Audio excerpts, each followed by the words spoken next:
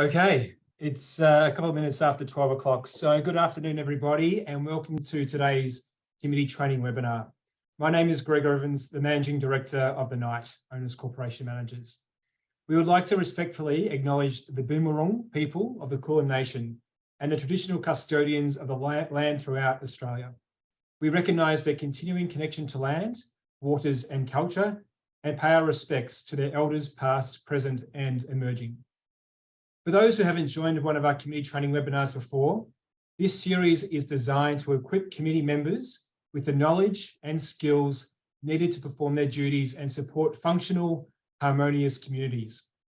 Today's session is on the role of the building manager in high-performing, well-kept properties. There can be a lot of confusion about the different roles that support you and where the duties of one end and where the others begin.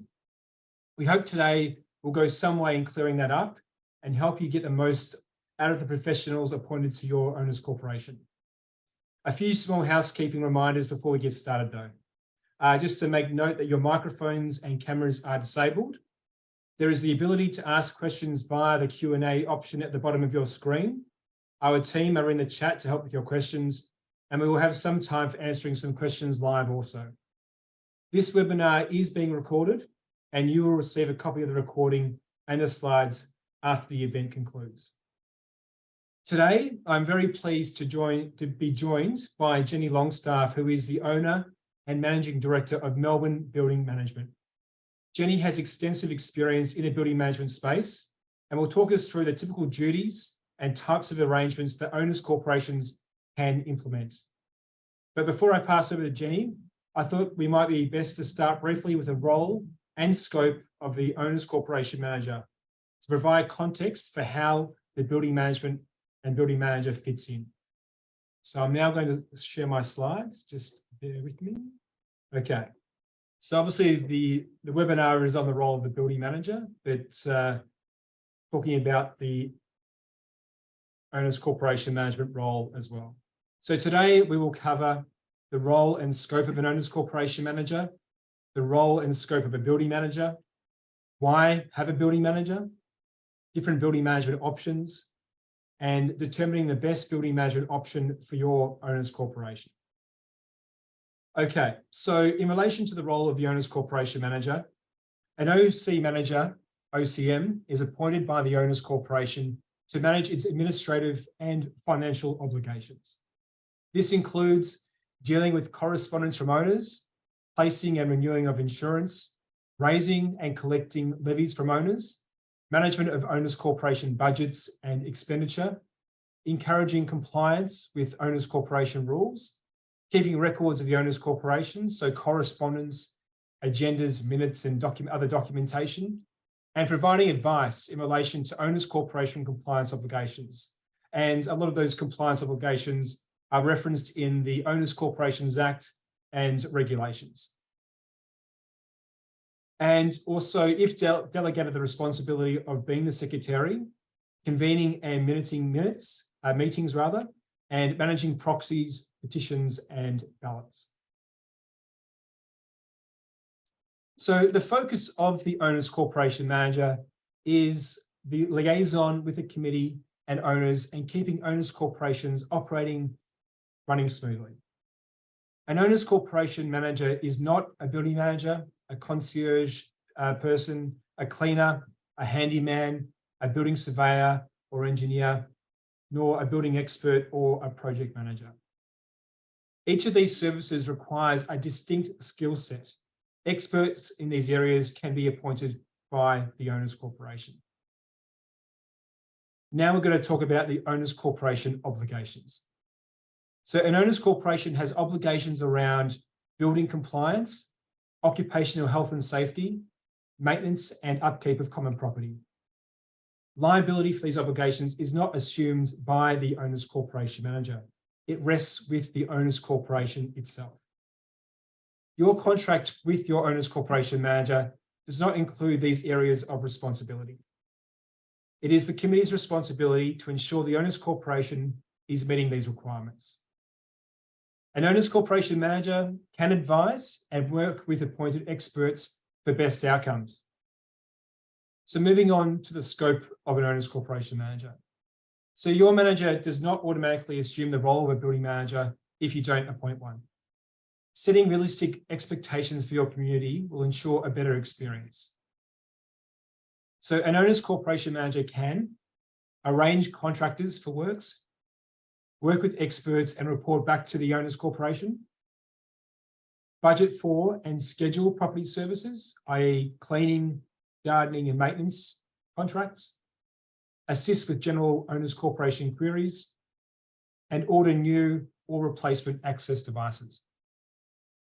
An owner's corporation manager cannot or should not supervise the works of contractors, monitor and ensure building compliance, ensure day-to-day cleanliness and upkeep of the building is maintained, oversee move-ins and move-outs, assist with personal resident needs, monitor building security. Okay, now I would like to introduce Jenny Longstaff to this webinar again. Jenny is now going to talk about the building management role and starting with what is a building manager, a BM, and what do they do? So over to you, Jenny. Thank you very much, Gregor. And thanks everyone for having me today. I'm very excited to be doing my very first webinar and hopefully at the end of this, you'll be a little bit more enlightened about building management. So firstly, just to talk about facility management, which you'll all have heard the word before, and what facility management is because it incorporates building management as a whole. I went to the Facility Management of Australia website and this is what I got from it. Facility management involves guiding and managing the operations and maintenance of buildings, precincts and community infrastructure on behalf of property owners. Employs over 200,000 people in the commercial and residential markets, and the industry contributes over $20 billion annually to the Australian economy. It plays a vital role in the realisation of strategic and operational objectives of business, government and the wider community, which is pretty interesting because a lot of the times people don't really know what building management is. And I think if you think about that, it's a humongous industry and it makes a lot of money for our economy. And so what exactly is it that all these people are running around and doing? Well, if you actually think about it, facility management is an age-old practice and has existed out of necessity ever since buildings were first constructed and they started supporting human activities. So no matter whether you've labelled someone as a building manager or a facility manager, there's always someone who is looking after the infrastructure of your building from the moment that your building has been built. And recently I met a lady who's an executive assistant for a business, and part of her job is to bring contractors in and to look after the infrastructure of the building. And she finds that part of her job very frustrating because it's not something she's been trained to do. So she has a role where she is doing building management. The industry was essentially, it came about from janitors and caretakers back in the 70s. And as the number of multi-unit residential buildings has grown, and as you would all know in Victoria, exponentially over the last 10 to 15 years, the need for building managers and facility managers has also grown, which has been, really fantastic for the building management industry. Now I'm using these titles interchangeably, so I'm going to quickly explain that. Facility management is the industry in which we work, and it encompasses all different types of management. So it encompasses industrial, commercial, schools, aged care, residential, everyone sits underneath a facility management space.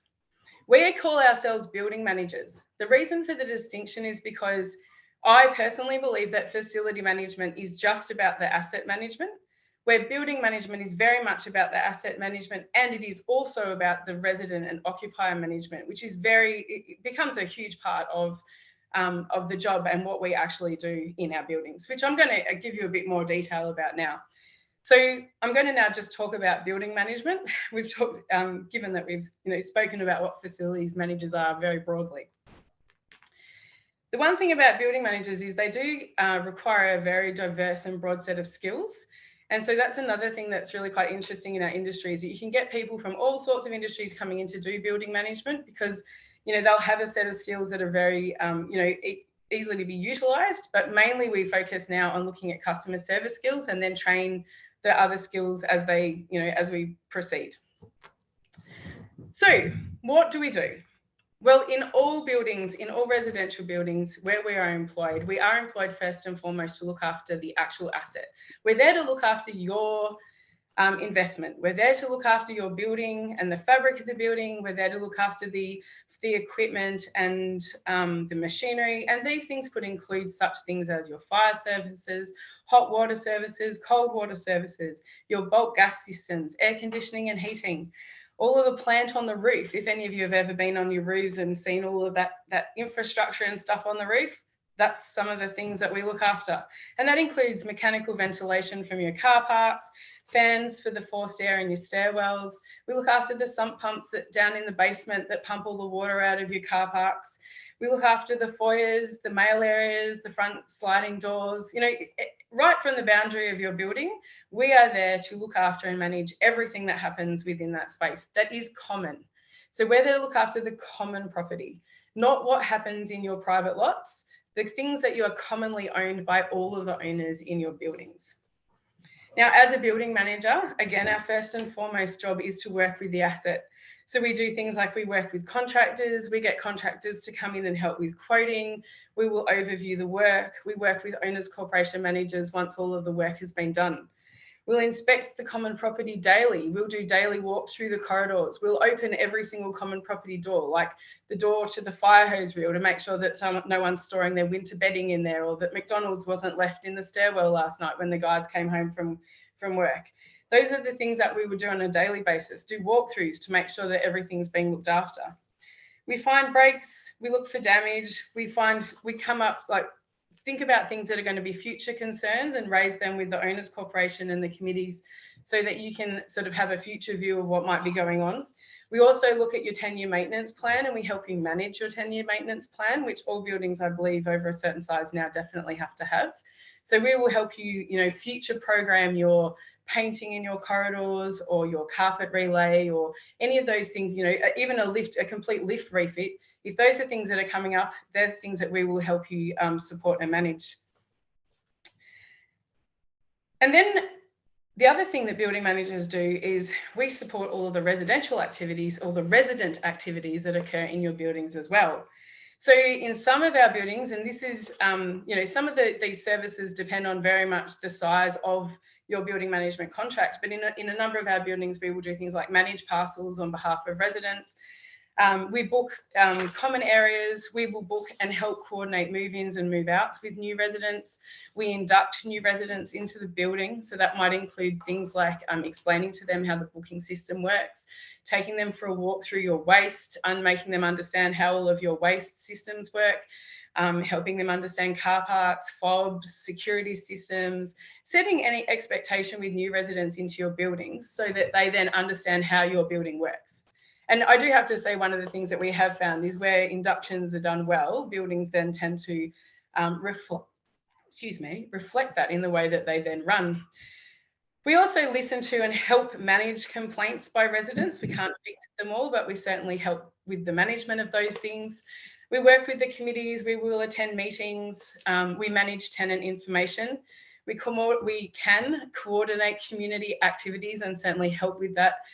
Place management activities in your buildings. We manage after hours emergencies. So in all the buildings that we are in a full-time capacity, we do hold phones for 24-hour common property emergencies, such as things like, you know, car accidents into buildings or floods or, you know, whole levels power going out, that sort of thing. And, you know, we're there to talk to the residents and help them with any of the concerns that they may have. So that's now there's so much more. And I think it's really important to mention that this is not a conclusive list, because one of the things that we do when we go into buildings is we have a talk to the committee about what they want out of their building management. And, you know, apart from the asset management, which is a fairly set and comprehensive list of things that we do, you know, there's always different things change, you know, the service may be slightly different in each building, and there's other things that we can incorporate into that list. Excuse me one second. So that's a bit about, yep, perfect. That's a bit about what a building manager is. Why would you have one? Now, as I said before, there's a lot of people out there doing building management, and it's interesting, but there's a lot of committee members out there who are also doing building management. And I think that there are a lot of committees out there who would actually love to be not doing building management. So one of the great reasons to have a building manager is so that the committees and the owners corporation managers don't have to do those jobs. But there's a myriad of other reasons why having a building manager or a building manager service. So Jenny, can I just quickly interrupt you? I've just seen that we've actually got a poll pop up that asks the question, do you have a building manager? And there's a number of options there to respond with. So if I can just ask participants to indicate a response, and we might be able to share those responses later on as well. So sorry for interrupting, Jenny, but back to you. Yep, not a problem. Thanks, Gregor. Gave me a minute to pause. So back to why have a building manager? Well, there's a lot of good reasons. One of the things that Gregor mentioned earlier were things like compliance. So when it comes to own occupational health and safety management, compliance, ensuring that contractors are managing their compliance, that they've got their SWIMs and that they've been completed before they do big jobs. Managing things like fire, like ensuring that your fire services are that the schedules are being met, that they are attending on site when they say they're attending on site, that all of your hydrants have been tagged, that all of your extinguishers have been tagged, those sorts of things. So overseeing and managing compliance on site is a really big thing. The one thing I forgot to mention about building managers is owners corporation managers tend to work from an office space and will come to your building. In most instances, building managers are on site. They will actually spend a portion, if not all of their time on site working in the building. So what they have is they have daily contact with your building. They're out and about, they're around, they're seeing everything, they're interacting with the contractors. They'll be there to grab a contractor first thing in the morning, take them where they need to go, explain to them the work that needs to be done. They'll sign contractors in and out. They'll sign in out, security devices so that they will give keys to contractors if they come on site and then collect them again at the end of the day. So it's very much about managing all of the activities that occur in the building and having someone who is physically on site to do that job. And that's actually sort of where I differentiate myself, the building manager, with the owners corporation manager. The building managers do all the on-site stuff. Anything that happens on site with the contractors, the quoting, with the resident interaction, dealing with owners corporation compliance as far as following rules, they're all things that building managers deal with and work with. The owners corporation manager, as Gregor said earlier, manages the administrative stuff. They look a lot more into the legislative things. They oversee the owners corporation rules and making sure that everyone's adhering to them. And what we do, and is very important with building managers, is making sure that you are working with your owners corporation manager so that there is, a really good communicative relationship between those two, and that those things are always being shared, so that there's a very good understanding about what's going on site with the OC manager.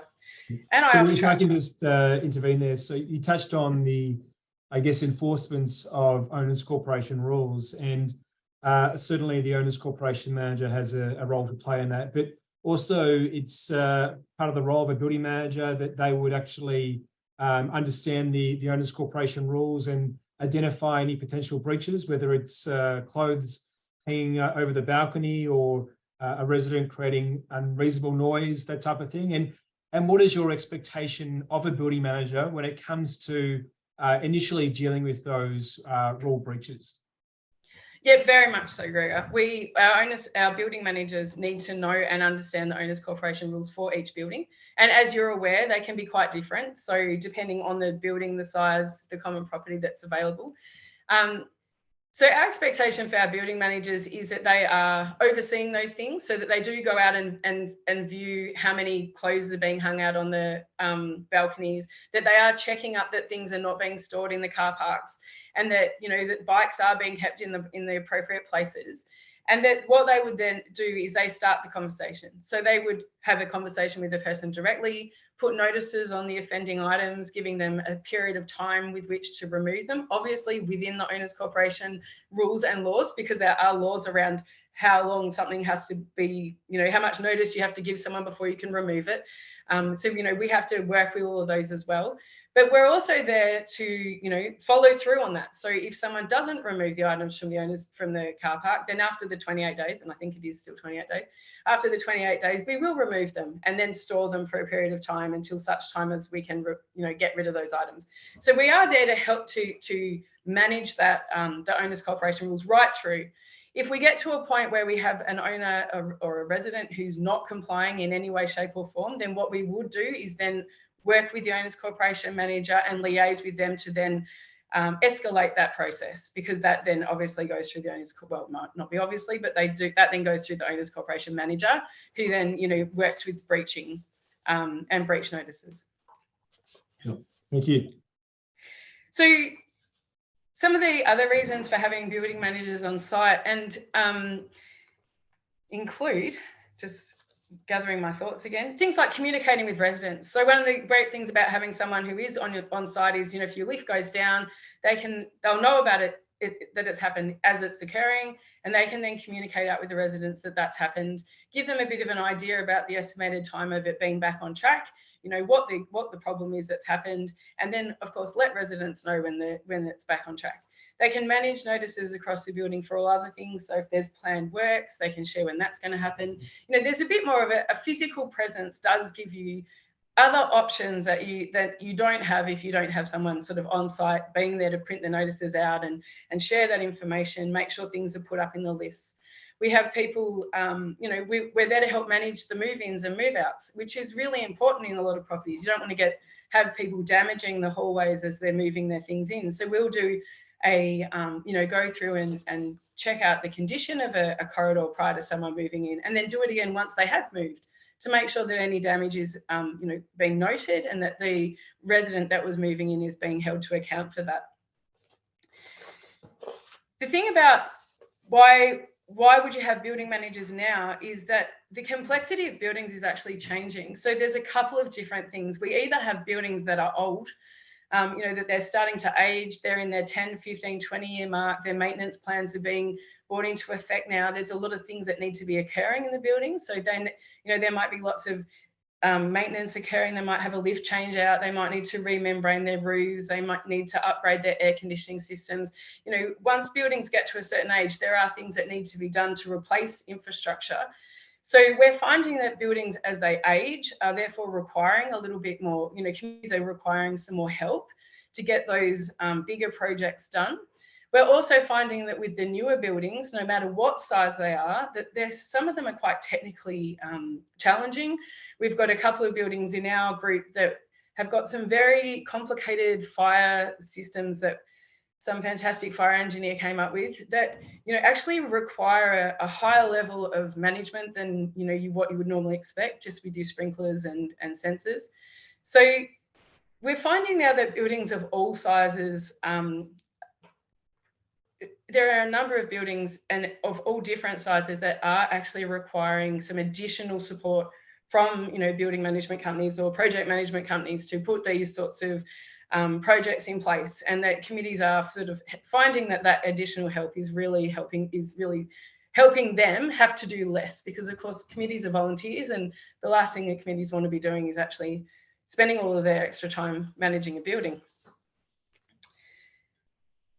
So Jenny, I have actually pinned a few questions that I was going to pose to you at the end of this webinar, but it's probably an opportune time to ask them now if you don't mind. Not at all. Excuse me. You touched on building compliance initially, and building compliance, as shown in the slide here, refers to OH&S management, but you also mentioned the essential safety measures, making sure that the inspection and testing as per the occupancy permit of a building is being maintained.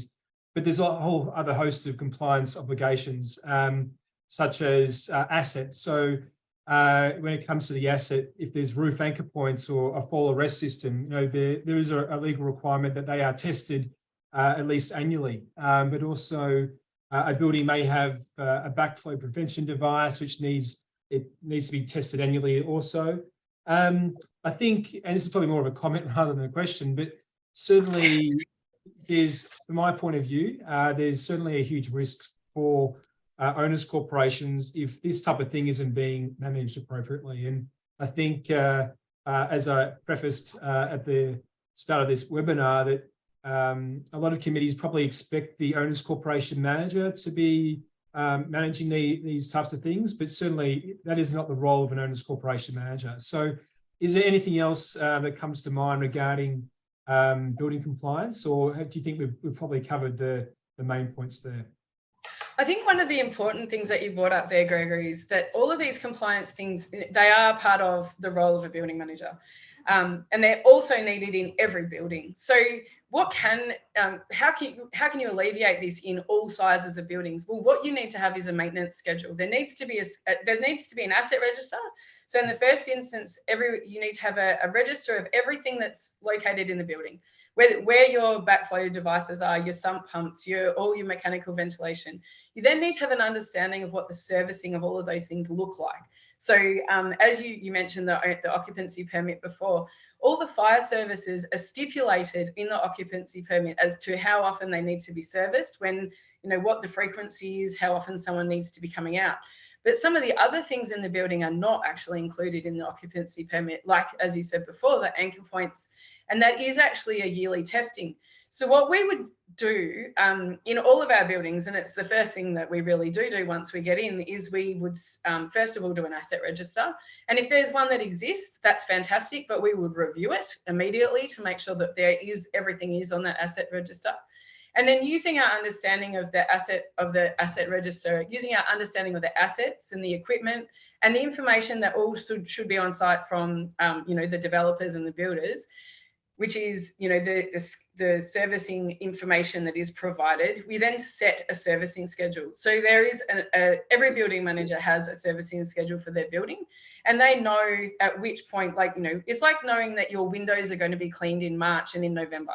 It's exactly the same thing. And our maintenance schedule would actually include things such as window cleaning, periodical cleaning, periodical cleaning of your car parks, but it does include those compliance issues that you just mentioned. So making sure the anchor points are cleaned, are tested and certified once a year, making sure that the backflow valve is tested every year, even thermal imaging for your electrical cupboards, those sorts of things, making sure that does actually occur. And that then signs off on the owner's corporation's liabilities. Sure. I know we in a briefing session, I touched on a point, and you said, well, you could take all day to talk about it, but emergency planning, probably not a legal requirement for residential properties, but the Australian standard talks about having an emergency plan and what happens in the event of an emergency. Are you able to touch on that and potentially just hear your thoughts regarding the matter? Emergency planning is a really hard one in residential buildings. And the reason why we find it a hard one in residential buildings is because you need to manage the liability aspect with setting expectation in the building of what is going to occur if there is an emergency. And what we find is that if you're going to have a fire, inevitably it will be when there is no building management on site, because they tend to happen at dinner time or at 9 o'clock at night when someone burns their toast and then they open their door and the smoke gets in the corridor and the next minute the alarms are off. So there's a couple of things there. Yes, all buildings should have an emergency plan, and they're things like, we've even gone down to now what's a plan for pandemics, what's a building plan for a pandemic? And in the last few years, I think we've all learnt now what a pandemic plan looks like for a building. But, they should all have emergency plans, and there should be an understanding of how things will be managed in an emergency. When it comes to practicing fire drills, I believe that predominantly the committees at least should understand what that process is, because as I just said, often these things occur when there is no staff on site. So, having a committee understand what the process is when the fire alarm goes off, who turns up, who's going to be the subject matter expert, who's going to, support the fire brigade in going to the fire panel and getting access to the building. It's really important that there's an understanding between, building management, OC, committees, how that process is going to run out, and what's going to happen afterwards. How do you unpack it? Who's going to report back to the fire brigade the next day? Where do you get that information from? And we spoke about experts at the start of this presentation, and certainly there are a number of experts in that space who owners corporations can engage to actually come in and assess the facility, the building, and prepare an emergency plan on behalf of an owners corporation. Another question that I have for you is, you spoke about the diverse responsibilities of a building manager. So building management is about the management of building compliance obligations, the management of building infrastructure and services, but it is also, as you mentioned, about the management of occupiers. So occupier management includes such things as you mentioned, attending to breaches of owners corporation rules, the booking and supervising of residents or occupiers moving in and out of the building, dealing with resident requests, including the booking of facilities, processing also requests for access devices. It also includes parcel management and the general communication with occupiers in relation to certain things. It might be that the window cleaning is occurring and there's a notice that's required to be sent out to occupiers to be mindful of their privacy because window cleaners are dropping down the facade of the property. So a question for you in regards to all that: how does Melbourne Building Management approach the varied responsibilities of the building manager role? Is there a split of the building manager's time to ensure that each area of responsibility is being attended to? It's a great question. One of the things that I love about building management is that I can guarantee you 100% that there is no day in a building that is exactly the same, ever. And the minute you think you've got a handle on it, it will change. So the reason why, and I've started with that simply because there is no way to, you can't split your day into, I'm going to spend 15 minutes at the beginning doing this task, and then I'm going to do this, and I'm going to spend 20 minutes with resident tasks in the middle. That isn't really how our role plays out. Usually there's a breakdown of the jobs that we'll do. We'll always do security walks in the morning. Contractors tend to come first thing in the middle of, like, the first thing in the day to get things done. You'll bring people in. You'll have set times for picking up parcels. It might be between 4 and 5 in the afternoon because that's usually when people are starting to come home. Might be between 5 and 6 actually. The way that we figure out, it's one of those jobs where if you're doing a really, really good job, actually no one knows that you're doing a really, really good job because no one thinks about you because everything's getting done. The compliance is being ticked off. You report to the committee. You tell them what your month is like. You tell them about the trades that have turned up. You'll tell them about the things that got fixed. You'll be telling them about the things that they should expect for the coming month. And that's how they will know that, that we're covering off on the expectations. Resident management is a very interesting place to play. You will find that some days you will spend 7 hours talking to residents, and that's all you'll do because there will be something will have occurred and everyone will want to have a conversation about it and check in with you. And then the following day, you'll be lucky if you see one person and have a 2-minute conversation with them. And obviously that day is going to be then filled with, getting that list of tasks that you've got to do done. And then on your third day, you're going to have a water leak somewhere, and that's going to take 3 hours out of it because you're going to spend that time finding out where the water leak is, managing the common property that got wet, etc. So there is no fixed, hard and fast way of making sure that you're breaking that down. It is very much being flexible enough to cope with whatever is being thrown at you on that day. Sure. No, certainly flexibility is critical there.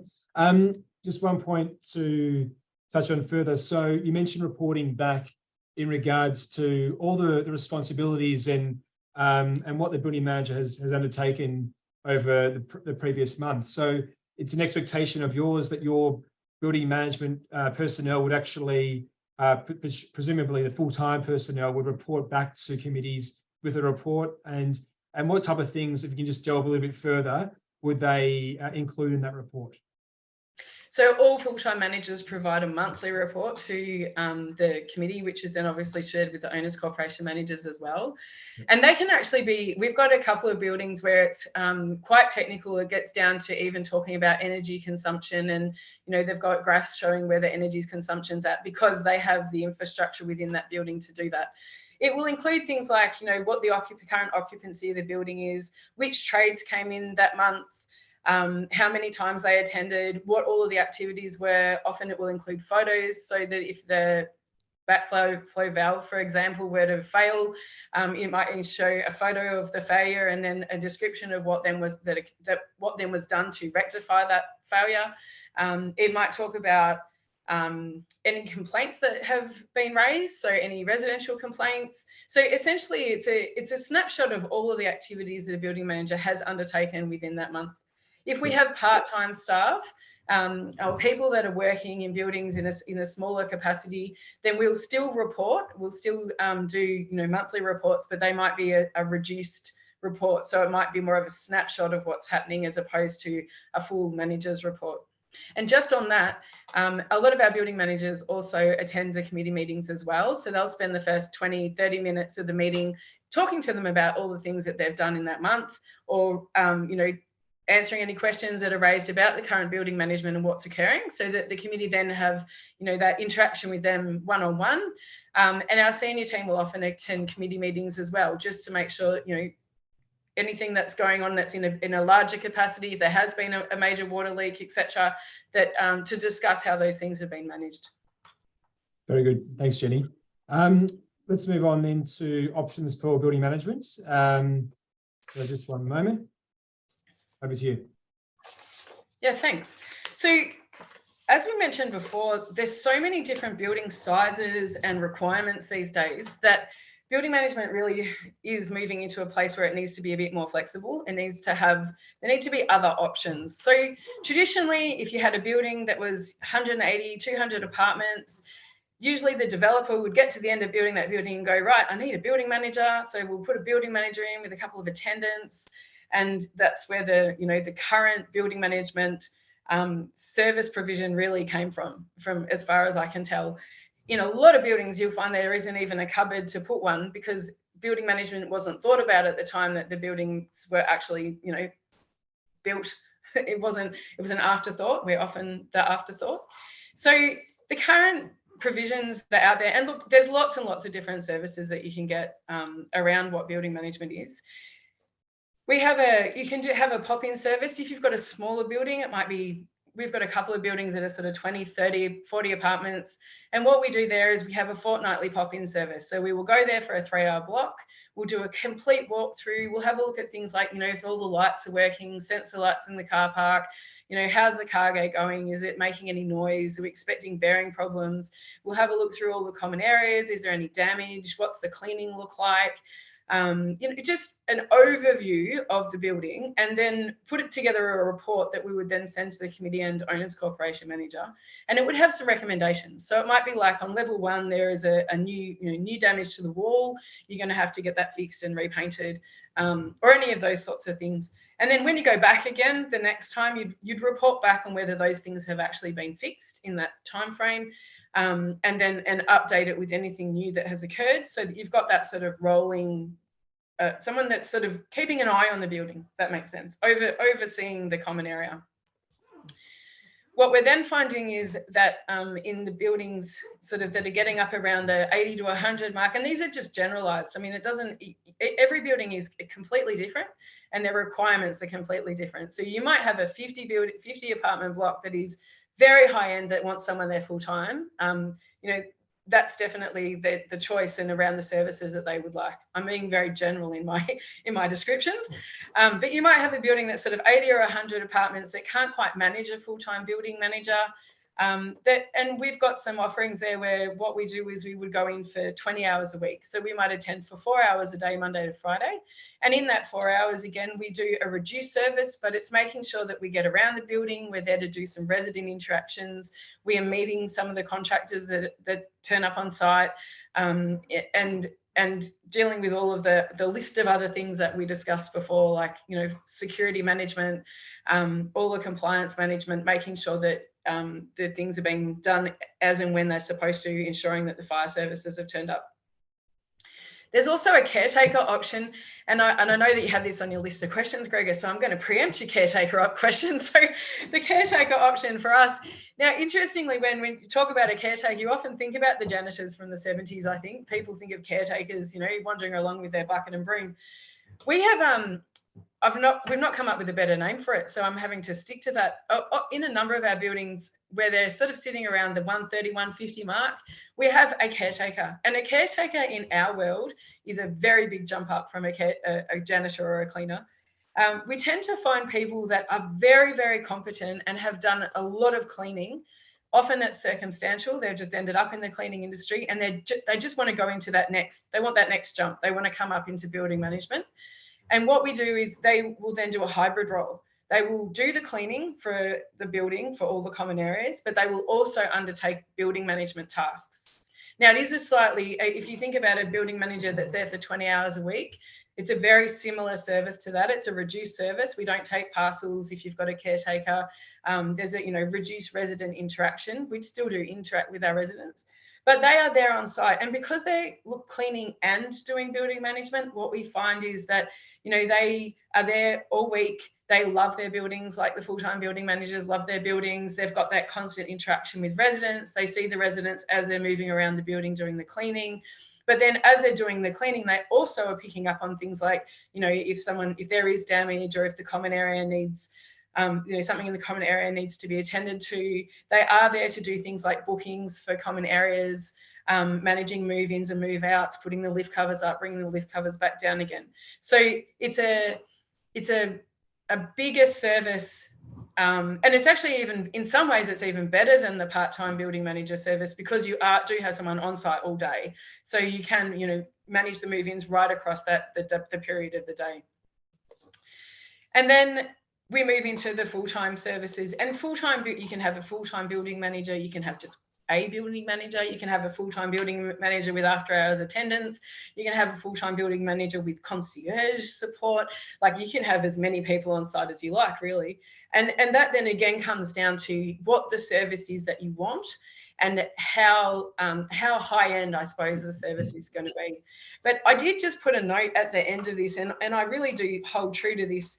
If you wish to have a building management service, it's absolutely imperative that you actually talk to your owner's corporation manager and your committee and work out what it is you want from your building management service before you go out and get one, or get them to start quoting for it, because it has to match what the building needs. There's absolutely no point in employing somebody full-time in a building that's, small and isn't going to keep them entertained full-time. That to me is just a waste of money. It's really important, and we're very service orientated these days, but it's really important to make sure that the company you get in is actually attending to the things that the committee want and what the building actually requires. Yep. Just on that point, my next slide is going to touch on that as well. But whilst obviously the committee can speak to the owner's corporation manager to seek that advice, are you prepared to come in and have a chat with committees to workshop what is the best model for them? Obviously, with a mindset that owners corporations at times, cost it may be a challenge for them. So, is that something you can do, Jenny? Oh, absolutely. I don't know if you've noticed, but I love talking to people about building management. It's like one of my favorite things. I'm very passionate about the industry. I'm really, really passionate about making sure that you get the right service for the right fit, making sure the people fit the building personality. It's actually a really, it's an important thing. You've got to make sure the people that are working in your building are, fit the personality of the building. So I'm happy to I talk to committees all the time, actually. Just if they bring up and ask me questions, I'm more than happy to attend meetings, whatever's requested, just to help. I think the thing is, the service really needs to change, and I'm very, very excited about having an opportunity to help it sort of jump into the 21st century and provide those flexible options. And there's lots and lots of companies that are doing it, Gregor, and I know that you guys work with a number of those companies, so it's not limited to us, but I'm more than happy to go out there and advocate for our industry to help people sort of decide what it is that they need. So there was actually a question. I'm just going through a few of the Q&A, or a few of the questions, and there was a question regarding is there flexibility in terms of that scope of work provided by the likes of MBM, and certainly from those comments there, yes, there is. And if the committee wants to retain some of the tasks that a building manager may do, then obviously from the sounds of things, Jenny, that certainly MBM wouldn't have any concern with that. It'd be a tailored approach to each building. And I think that that's really important, Gregor, because why pay for a service if you're not getting your value out of that service? And I mean, ultimately, I think that ultimately what committees want is more time back, and they want to be doing less for the building. They want to know that they've got someone in there doing those tasks for them, so that they don't have to do it themselves. I mean, I'm sure they can, hang out with their kids and visit their grandparents and do other things. But yeah, it's really important to tailor the service for the building and make sure that you're getting what you want out of it. It's not just here's a list of things we're going to do and that's it, because that's not helpful. Fantastic. Okay, I'm going to move on to one more slide, and then I might come back with a few more questions to you, Jenny. So thank you very much for that. Okay, so the next slide deals with the best building management option for your owners corporation. So the owners corporation committee, or potentially a chairperson if there is no committee for smaller properties, needs to reflect on their current situation and determine where there are gaps in relation to building management responsibilities. So understanding the role properly, the role of the owners corporation manager, that it doesn't entail building management responsibilities typically. So understand the different building management responsibilities, the services and the options provided. So whether it is a full-time or part-time, or even just a pop-in person once a fortnight, month, whatever the frequency may be. I might just skip to the last point, but schedule a meeting between committee representatives and the building management company to determine the best options for the property. But also the owners corporation manager can play a role in terms of providing some suggestions in terms of what the best option may be as well. And then going back to that third point, to undertake a cost benefit analysis of it all, just to make sure that it makes sense. And just to recap, in terms of the main building management responsibilities are building compliance, building asset management, and occupier management as well. Okay, so we're now on to the Q&A. There was a few additional questions that I had, but there's a few more in the chat as well, which I may go through. So there was one question surrounding, I guess, the role of the committee, or the responsibility of the committee to understand whether the building manager is undertaking the job properly, whether they're meeting their KPIs and job responsibilities. And I guess before posing that question to yourself, Jenny, certainly, back in the day when I first joined the industry, 18 years ago, I think it is 17 years ago now, there was a trend towards having resident building managers placed in apartments in the property. They were either employed directly by the owners corporation, or they were a sole trader engaged by the owners corporation, and there was no ongoing training or management of those people, because there was no one above basically measuring their performance. Certainly, that type of approach it's near non-existent in this industry these days. 99% of our properties, or let's say 95% of our properties, where there is some type of building management personnel engaged, there would be the owners corporation would engage a company who would then engage one of obviously employer, a staff member, to fulfill the role of the building manager or someone that pops in. And I guess that ensures that there's ongoing training, ongoing management of that person to make sure that they actually are performing, and that if there is a concern of the committee, that there's an escalation point to someone higher up in that organisation as well. So further to those comments, potentially if you can just touch on your approach in terms of supervision and training and that type of thing, please. Yeah, it's a great question. So one of the things that I found about when I first came into building management, which was 10 years ago, after working in the owners corporation for industry for a little while, just to get my bearings. One of the things that I found about building managers were that they could be in the sense that you were talking about before, very siloed, very individual. They didn't really have a number of them didn't have support systems. They actually got very lonely. And so one of the things that I definitely set out to do with our business was to ensure that we had building managers. Like, I've got 41 buildings out there, and there's 41 people out there right now working, and I wake up every morning with this happy idea that they've all turned up and it's all awesome and it's going fantastically. But we do have check-ins now, and we've got a really, really solid communication system where they can interact with each other and interact with us, so that they're no longer working in that sort of really siloed space. And why that's relevant is because, as you said, you know, things are moving on. There's new technology coming out all the time. There's, you know, things to be, there's new communications. There's things to be discussed about what's changing in the facility management space. And so how do we do that? Well, we have training, and next week we're actually bringing all our building managers into our office for a half a day in sort of like 4 lots, because there's too many of them to do all in one go anymore. But we're going to do, and we're doing in-person training with groups of managers, and we talk about the latest technology, things, you know, challenges, things that are happening in facility management now, what's going on in our buildings, what do they need help with, where do they need support. But we also have, there's now 8 in our senior team. So we've got 8 people in our senior team, and half of the senior team's role is quite simply just to go out and work with the managers on site. So those senior people will go out and do walkthroughs. You know, they'll have a look at the cleaning as well. They'll make sure that, you know, if there's projects that have been going on where they're at, they will check in to make sure that they're tracking along as they should.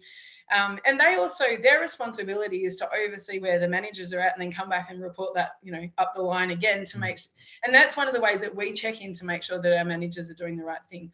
I think, however, where committees, you know, if you've got a committee that's concerned, it is actually really important to escalate it and to go, you know, above the building manager and have a conversation with the company and say, listen, we just want you to come in and talk to us about where this is at and how it's going, and have the building company, well, the building management company, you know, talk about what they are doing to manage that situation. Because I can tell you now that we would know instantly whether if there was something not going on well, and rather than wait for a review period, we like to get onto it straight away. We also like working with our committees. You know, if there's something that's not working, we want to get the committee and the building manager together and work out what's not working and try and rectify that. Yep. And then if it's just not a good fit, then, you know, there might need to be a bigger change. And they're all things, you know, that this is just the communication loop. It's really important that you get feedback, and it's really important that, you know, you work with your committees to make sure that that is what's occurring. Because as I said before, an invisible building manager is one that's absolutely nailing it, but it's the strangest place to play if you don't hear anything at all, because actually they're doing a really good job. It can be quite a hard industry in that way to manage that. Sure. So I guess a bit further to that question as well, in terms of how does an owners corporation ensure the building manager is delivering? It's also about having clear responsibilities and even developing some KPIs for the building manager. And then the committee creating a sub committee or a working group that analyzes those KPIs and makes an assessment, undertakes an assessment of the building manager, just to understand whether they are in fact adhering to those KPIs. And as you mentioned, if there are concerns, escalating those to the supervisor of the company and have a conversation about it. So I had a meeting last night, Gregor, where one of our owners corporations, we put a yearly review in our contracts. And that yearly review is the committee just sitting down with myself and my senior manager and having a chat about the things that they, you know, that they are happy with and that they're not so happy with, and us doing exactly the same.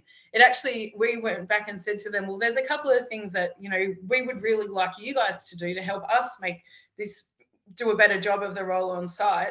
And I think that they're really important as well. And that does form part of the, you know, I suppose the KPI process. It's just making sure that you're having those updates about where you're at and how it's all being delivered. You do build trust. It's interesting that once you've had building managers on site for a while, we find that the committees, you know, once they learn, they'll learn about what they're doing on a day-to-day basis. We'll get to a point where they're very, you know, they understand what they are getting, what is getting done. Yeah. Great, thank you. I'm just conscious that we've got 4 minutes left. I didn't think it was going to go this long, but knowing yourself, Jenny, as you said, you do love a chat, and I've obviously said a bit as well. So there are a few other questions that have come up. There's ones that just come through the chat there in terms of your your standard contract length for a full-time building manager? Do you have a standard, or is it negotiable? What's your approach there? Look, we prefer 3 years because the first year is always the hardest. And, it takes a little bit of a time to settle in. However, I negotiate. I usually negotiate if you want a 3-year contract, but then I'll negotiate a 1 by 1 by 1. I'm so confident that we stay, and we always have so far. So it should be negotiable. The whole conversation should be a negotiation. Yep. Okay. A couple of just quick final questions that could actually be, require long answers, but if you could just keep it brief, that'd be fantastic. What's the biggest challenge in your point of view facing or you're experiencing as a sector in terms of building management provided to owners corporations? Recently, it's been like everyone else, it's been staffing and consistency. Residential buildings do not like change, so managing change within a residential building can be quite challenging, and it's hard to make people understand why can be out of our control. Sure. In terms of waste management, is a question that's just come through. Whose responsibility is waste management? I'm just going to read it verbatim. Back to my initial question about waste management, you have responded whose responsibility it is, the building manager. Need to understand how the risk is going to be mitigated by the owners corporation. For example, multiple sealable skips, higher waste management collection by the council. Not entirely sure what that means, but waste management again is something that on site. Yeah, if building managers are on site, they oversee and manage the waste management. They would work with the waste contractors if there are challenges. Yep, fantastic. Very good. Okay, well, I'm going to leave that as the last question, but going to wrap things up now. We've got a couple of minutes left, so just want to say to everybody joining us today, thank you very much for tuning in and for sharing your questions and comments with us. I know there's been a few more in the chat. Unfortunately, we couldn't get to them all live today, but I know that the people in the chat, so there's a few from the night helping out. So thank you to the ladies behind the scenes for all your efforts. And just want to say a very big thank you, Jenny, for your time and your expertise answering the questions and for your presentation as well. So thank you very much. So if there's any part of today's presentation you wish to revisit, keep an eye on your inbox for the recording of the session, and feel free to share it with any committee members who couldn't join us today, or whoever you may think will benefit from the content. And as always, our events inbox is open. So our events inbox email address is events@theknight.com.au for any feedback. Certainly very keen to hear your feedback in relation to how we fared today, whether it was informative, beneficial to you.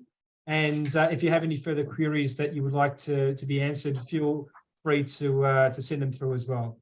And that will allow us to provide more insightful and helpful webinars for participants joining in. So we've got 1 minute left, but I'm going to call it, no, it's 1 o'clock right now. So thank you, everybody, and wishing you all the best for a enjoyable afternoon. Thank you. Thanks, Gregor.